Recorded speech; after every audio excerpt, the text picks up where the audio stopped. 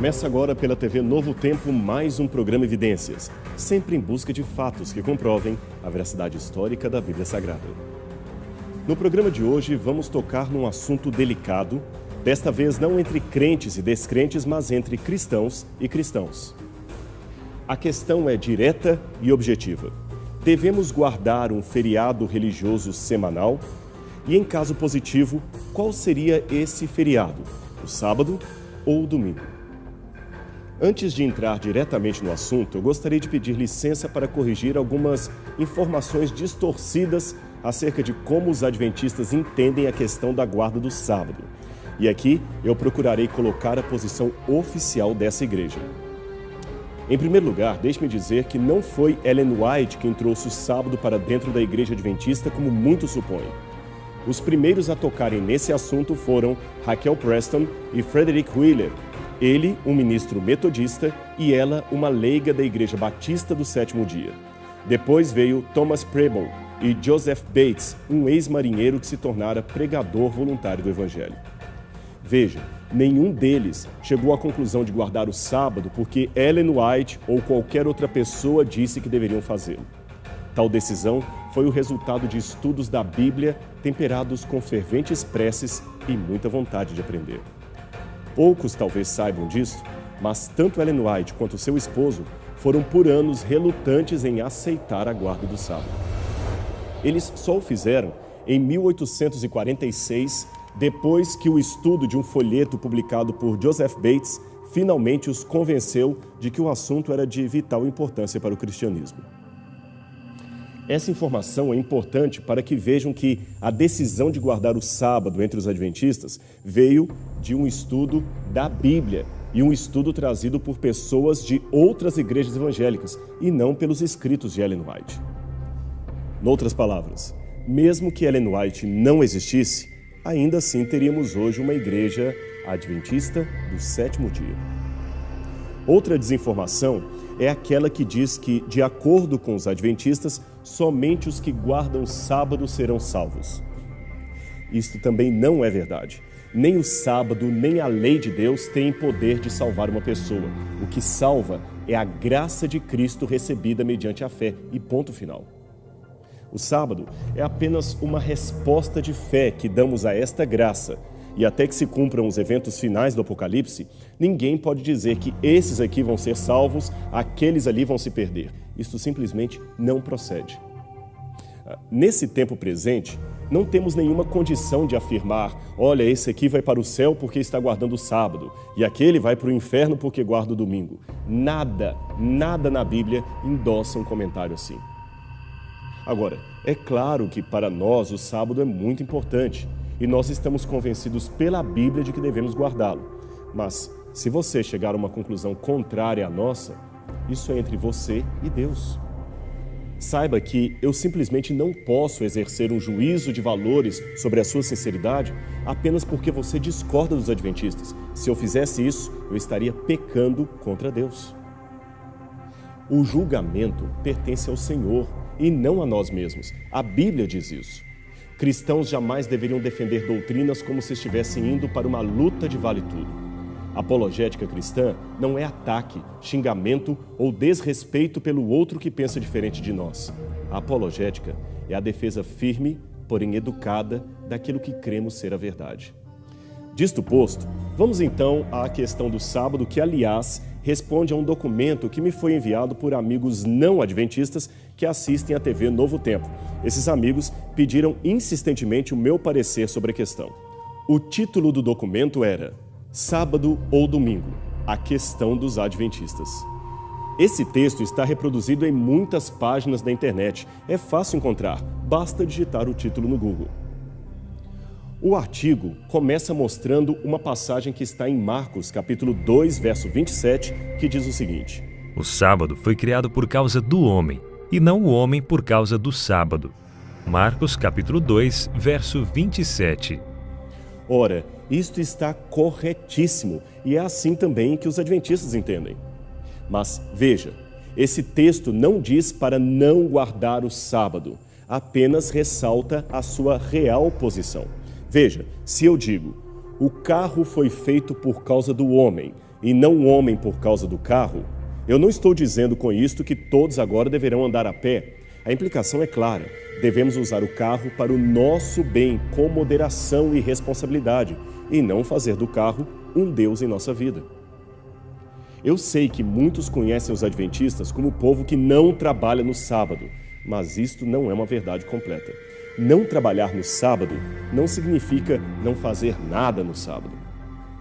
O sábado, só para que você saiba, é o dia em que as pessoas mais deveriam trabalhar, só que trabalhar integralmente 24 horas para Deus e o seu semelhante. É o dia em que os mais diferentes profissionais deixam as suas atividades para atender exclusivamente a Deus, a família e os trabalhos voluntários da igreja, como visitas missionárias, assistência social, evangelismo, ajudas, etc. Eu sei que você deve estar se perguntando, mas é só no sábado que isso deve ser feito? Claro que não. Esses trabalhos devem e são realizados também em outros dias, mas o sábado é especial. Sabe por quê? Veja, em primeiro lugar, é uma questão de lógica e organização. A vida diária que levamos é muito intensa. Compromissos, horas no trânsito, tarefas escolares. Quase não há tempo para as famílias sequer fazerem juntas uma das 3 refeições do dia. O sábado, portanto, é uma oportunidade dada por Deus para que todos os membros de uma família reúnam numa mesma mesa. Naquele dia, não há atendimento a clientes, estudo para vestibular, limpeza da casa, nem coisas do gênero. É o dia da família estar junta em convívio mútuo e adoração a Deus. Eu conheço adventistas, por exemplo, que tiram as tardes de sábado para visitar asilos e orfanatos da cidade, outros para voluntariamente ensaiarem um coral de jovens e outros ainda para ensinarem a Bíblia para os seus vizinhos. São muitas as atividades que podem e são desenvolvidas. Isso sem contar que o dia começa com um culto todo especial, um culto a Deus, onde todos juntos, como uma grande família espiritual, relembram a certeza de que temos um Criador, pertencemos a um Deus que nos ama e que Jesus em breve voltará com poder e grande glória. Esta é a maior esperança desse povo. É claro que há atividades que são excepcionais, como médicos, enfermeiros, etc. Mas a igreja também tem orientações muito claras de como um profissional da saúde, por exemplo, deve agir nesse dia especial. Assim, meu amigo, já está na hora de você conhecer os adventistas não pelo que eles não fazem no sábado, e sim pelas belas atividades que exercem nesse dia. E por que no sábado e não no domingo? É simples. Por que comemoramos a independência do Brasil no dia 7 de setembro e não no dia 8 de outubro? Simplesmente porque a data estaria errada. E tem mais. De acordo com a Bíblia, foi Deus quem pediu para guardarmos o sábado. Fazer o que Ele ordena, do jeito que Ele ordena e não como eu gostaria que fosse, revela o meu amor a Ele e o meu reconhecimento de que Ele é Deus e eu não sou. Lembra da história de Caim? Seu problema não foi a falta de adoração ou religiosidade. Seu problema foi ofertar a Deus algo diferente do que o Senhor ordenara. Deixe-me fazer outra comparação para que você possa entender melhor esse caso. Imagine que eu chegue de viagem e minha esposa me pede para trazer um perfume X para ela. Mas eu, por minha própria conveniência, trago um perfume mais barato, bem diferente daquele que ela solicitou. Você acha que ela vai ficar contente? É claro que não. Ela poderá até receber educadamente o presente, mas ele revelará uma clara falta de atenção e carinho de minha parte. Se eu amo mesmo a minha esposa, não pouparei esforços para fazê-la feliz. Comprar um perfume barato, diferente do que ela pediu, demonstra que os seus desejos não são uma prioridade em minha vida.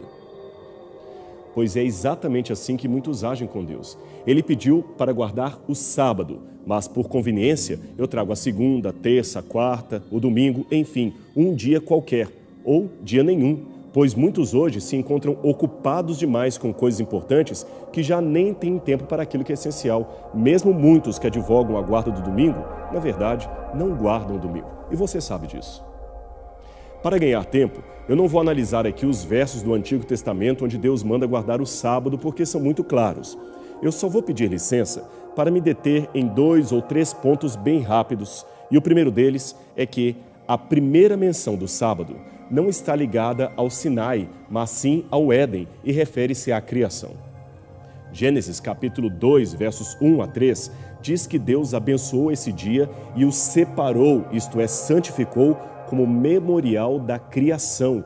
É um feriado, e feriados não se mudam.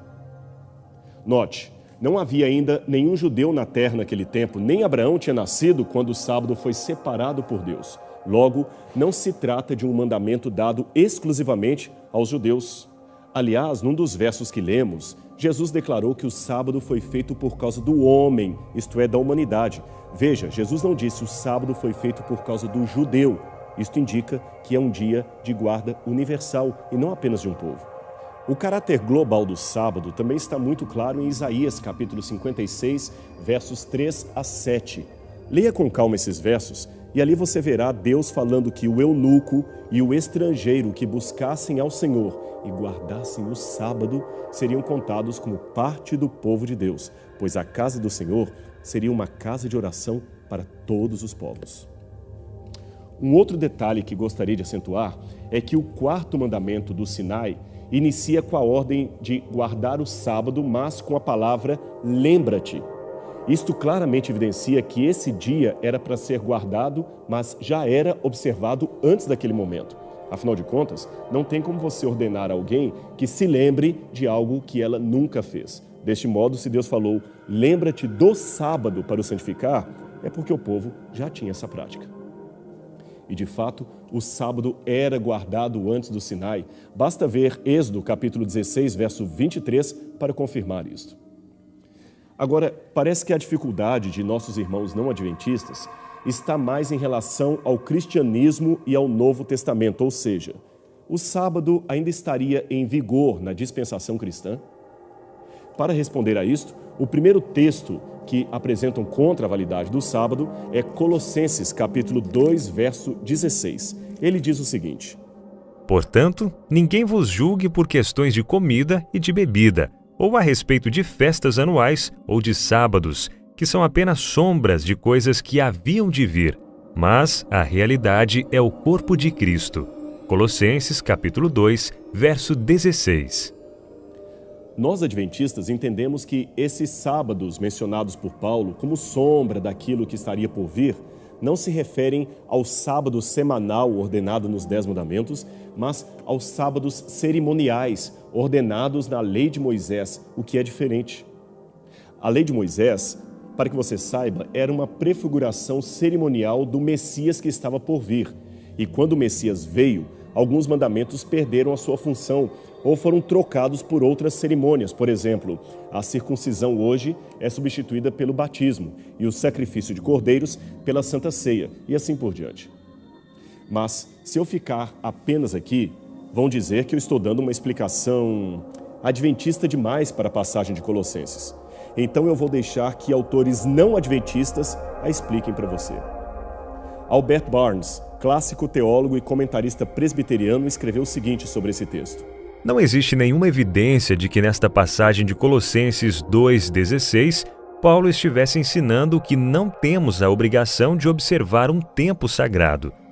Não temos razões para crer que ele pretendesse ensinar que um dos 10 mandamentos tivesse cessado sua obrigatoriedade para o ser humano. Ele tinha seus olhos sobre a lei cerimonial e não a lei moral ou os 10 mandamentos. Nenhuma parte dos 10 mandamentos pode ser chamada de sombra das coisas por vir. Estes mandamentos são de aplicação perpétua e universal. David Brown, da Igreja Livre da Escócia, Robert Jameson, que foi pároco da Igreja de St. Paul em Glasgow, e o reverendo A.R. Fawcett, da Aliança Evangélica, também produziram um comentário clássico, até hoje usado por muitos pregadores, no qual concluíram que...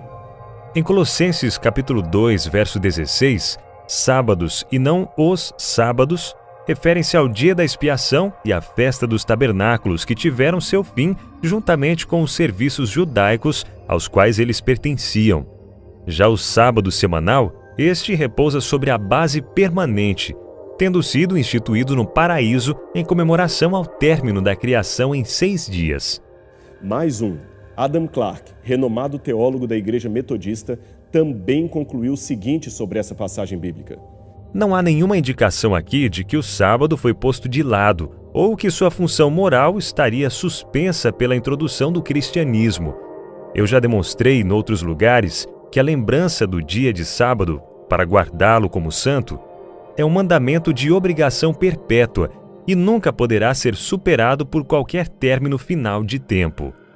E para não ficar apenas com textos clássicos, mas citar pelo menos um comentarista atual, deixe-me dar, por exemplo, o professor Clinton Arnold, presidente da renomada Evangelical Theological Society e uma das maiores autoridades em Novo Testamento da atualidade. Ele sugere que a referência de Paulo em Colossenses não é à prática judaica de guardar o sábado, mas sim a um sincretismo feito por cristãos entre judaísmo e paganismo greco-romano. A passagem de Colossenses, portanto, não serve de base para dizer que não devemos guardar o sábado. O texto que recebi ainda afirma o seguinte: o primeiro dia da semana judaica posterior ao sábado, quando Cristo ressuscitou, tornou-se o dia de culto dos cristãos, ou o dia do Senhor. No ano de 57, 58, por exemplo, em Troade, na Ásia Menor, os cristãos se reuniam no primeiro dia da semana, conforme Atos 27, para celebrar a Eucaristia. Em 1 Coríntios 16, 2, São Paulo recomenda aos fiéis a coleta em favor dos pobres no primeiro dia da semana, o que supõe uma assembleia religiosa realizada naquele dia. Pois bem, vamos então analisar esses textos. Em primeiro lugar, nenhum deles, ou em nenhum momento, a Bíblia diz que o primeiro dia da semana tornou-se o dia oficial de culto dos cristãos. Pelo contrário, veja isso. O Evangelho de Lucas, escrito quase 30 anos após a ressurreição de Jesus Cristo, diz que os discípulos descansaram no sábado segundo o mandamento. Lucas 23, verso 56. Ora, fica completamente sem sentido Lucas escrever isto se a igreja já não guardava mais o sábado naquele tempo. Ainda que ele estivesse dando apenas uma informação histórica, deveria apresentar uma nota do tipo: naquele tempo ainda guardavam o sábado, ou mas hoje nós guardamos o domingo, etc. Tal nota, porém, não existe no Evangelho de Lucas. Quando a igreja parou de circuncidar os membros, contrariando a prática judaica, houve um grande debate registrado no livro de Atos. É muito estranho, então, que ela também tenha parado de guardar o sábado e nenhum autor do Novo Testamento tenha sequer mencionado isto explicitamente. Jesus também deu um conselho para os discípulos que ficaria sem sentido se eles não mais guardassem o sábado. Ao falar da destruição de Jerusalém ocorrida no ano 70, ele advertiu: orai para que vossa fuga não se dê no inverno nem no sábado. Mateus capítulo 24, verso 20. Novamente, fica sem sentido esse conselho de Jesus, uma vez que a igreja, na época da destruição de Jerusalém, conforme a interpretação dos evangélicos, já não estaria mais guardando o sábado. Por que então Jesus disse: orai para que vossa fuga não se dê no sábado? Mas vamos analisar os textos que foram citados, afirmando que a igreja cristã apostólica se reunia no domingo e não mais no sábado. O autor do documento fala que está dando apenas alguns exemplos, mas, na verdade, não há tantos textos assim. Existem, na verdade, apenas 8 passagens no Novo Testamento que falam do primeiro dia da semana, e nenhuma delas o chama de domingo ou dia do Senhor. 5 dessas passagens referem-se à ressurreição de Jesus. São elas: Mateus capítulo 28, verso 1, Marcos 16, verso 2, Marcos 16, verso 9, Lucas 24, verso 1 e João 20, verso 1. Se você as ler atentamente, verá que todas se resumem a dizer que Jesus ressuscitou no domingo, mas nenhuma diz para guardar o domingo. Elas estão apenas contando uma história, e as mulheres mencionadas nessas passagens são as mesmas incluídas no grupo mencionado por Lucas como guardando o sábado conforme o mandamento. Lembra do texto que lemos? A passagem de João, capítulo 20, verso 1, diz que os discípulos estavam no primeiro dia da semana em casa com as portas trancadas, mas não porque estavam adorando a Deus naquele dia, não. Eles estavam trancados ali por medo dos judeus, não porque estivessem guardando aquele dia. As demais passagens, 3 na verdade, seriam Atos 20, versos 7 a 8, Atos 20, 19 e 1 Coríntios 16, verso 2. Estes textos também não dizem que eles estavam guardando o domingo. As passagens que aparecem no livro de Atos também não são indicativo claro de que eles estivessem celebrando a Eucaristia. O texto se limita a dizer que eles se reuniram para partir o pão. A expressão partir o pão, klassai arton em grego, pode muitas vezes ter o simples sentido de fazer uma refeição comunitária. E quem conclui isto que eu acabei de dizer foi o teólogo não adventista Clifford Dogmore, ferrenho observador do domingo. Veja o que ele mesmo concluiu. Não há menção de taça, nem mesmo de quaisquer orações ou cânticos. O discurso de Paulo não se segue à leitura da Escritura.